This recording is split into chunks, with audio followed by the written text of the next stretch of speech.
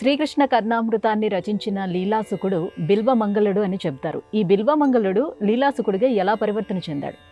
చింతామణిర్జయతు సోమగిరిర్గురోన్మే శిక్షా గురోశ్చ భగవాన్ శిఖిపించమౌళిః యత్పాదకల్పతరు పల్లవ శేఖరేషు లీలా స్వయం వరరసం లభతే జయశ్రీః అన్న శ్లోకంతో శ్రీకృష్ణ కరుణామృతాన్ని ప్రారంభిస్తాడు లీలాశకుడు. మొదట ఈ లీలాశకుని నామము బిల్వమంగళుడు. బిల్వమంగళుడు సదాచార సంపన్నుడు, నిత్యాగ్నిహోత్రి, నిరతాన్నదాత. మహాపండితుడైనటువంటి ఈ బిల్వమంగళుణ్ణి ఆకర్షించాలన్న ఉద్దేశంతో చింతామణి అనే స్త్రీమూర్తి భవానీ అని తన మిత్రుణ్ణి బిల్వమంగళుడి దగ్గరికి పంపిస్తుంది. ఒక సమస్యని ఇచ్చి మరీ పంపిస్తుంది.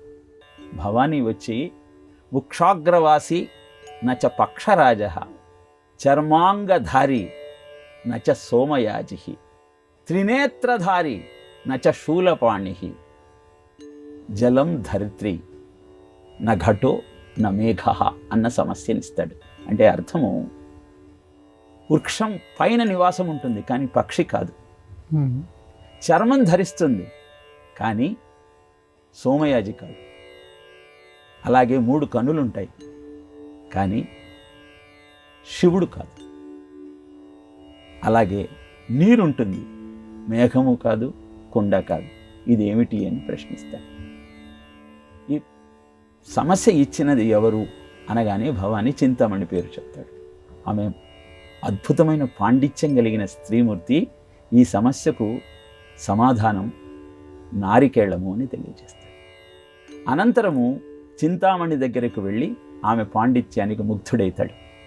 అనంతరం ఆమె సర్వస్వంగా భావించి ఆమె మోహంలో తన విద్యుక్త ధర్మాన్ని మరిచిపోతాడు.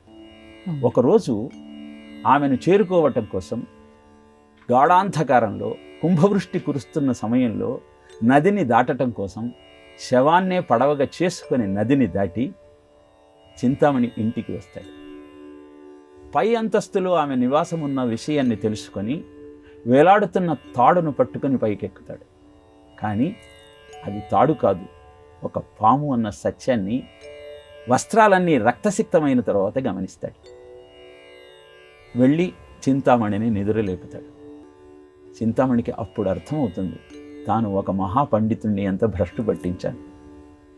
వెంటనే విజ్ఞత కలిగిన చింతామణి బిల్వమంగళుడితో, అద్భుతమైన నీ పాండిత్యాన్ని, నీ మేధాశక్తిని భగవంతుడి వైపుకు మరలించు. అశ్వరమైనటువంటి ఈ దేహము క్షణభంగురము, ఈ సుఖాలన్నీ క్షణం మాత్రమే ఉంటాయి. నిత్యము, సత్యము, శాశ్వతము అయినటువంటి భగవతత్వాన్ని ఆశ్రయించినప్పుడు మాత్రమే నీ జీవితం ధన్యమవుతుంది అని జ్ఞానబోధ చేస్తుంది. వివేకం కలిగినటువంటి బిల్వమంగళుడికి ఆ ఉపదేశం మంత్రంలా పనిచేస్తుంది. అంతే, జీవితమే మారిపోతుంది. బృందావనం చేరుకుంటాడు. ఆ కృష్ణుని యొక్క అద్భుతమైన ధ్యానంతో 335 శ్లోకాల శ్రీకృష్ణ కరుణామృతాన్ని ప్రపంచానికి అందిస్తాడు.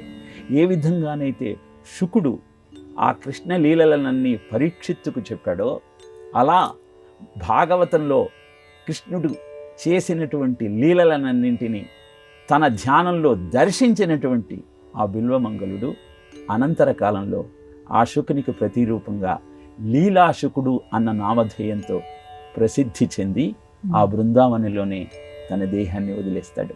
ఇప్పటికీ మనం బృందావనం వెళితే ఆ లీలాశుకుని బిల్వమంగళుని సమాధిని చూచి నమస్కరించుకొని మన జీవితాన్ని ధన్యం చేసుకోవచ్చు. ఇలా ఎందరో మహానుభావులు వారి జీవితాలను పెద్దల ఉపదేశం ద్వారా, గురువుల యొక్క సాన్నిధ్యంలో ధన్యం చేసుకున్నారు. ఋషిపీఠమైన భారతదేశంలో ఉపదేశాలు చేసి సన్మార్గాన్ని చూపించటానికి గురువులంతా సిద్ధంగానే ఉన్నారు.